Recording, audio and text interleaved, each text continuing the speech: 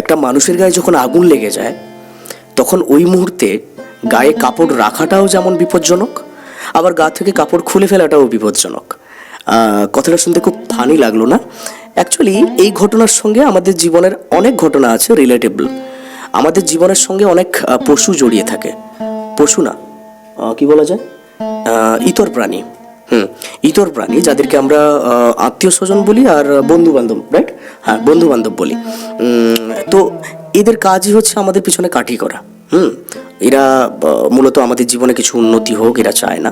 তো এদের সঙ্গে সম্পর্ক রাখাটাও কিন্তু আমাদের পক্ষে ভালো না, আবার সম্পর্ক না রাখাটাও কিন্তু ঠিক নয়। অ্যাকচুয়ালি কি বলুন তো, আগেকার দিনের মানুষের গায়ের রং ময়লা ছিল এবং কাপড় চোপড় ময়লা, কিন্তু মন না ওদের পরিষ্কার ছিল। কিন্তু এখন দেখুন, আপনার গায়ের রং পরিষ্কার হতে হবে, তারপর কাপড় চোপড় ঠিক থাকতে হবে, কিন্তু মন যাই হোক, মন অপরিষ্কার হলেও চলবে। অ্যাকচুয়ালি কী জানেন তো, নতুন বছর প্রায় শেষ হতে চললো। নতুন বছর যেতে যেতে আমাদের অনেক কিছু শিখিয়ে গেল। কিছু স্বার্থপর চেহারা, আপনজনাদের তাদের সত্যিকারের আমাদের প্রতি মানসিকতা কেমন।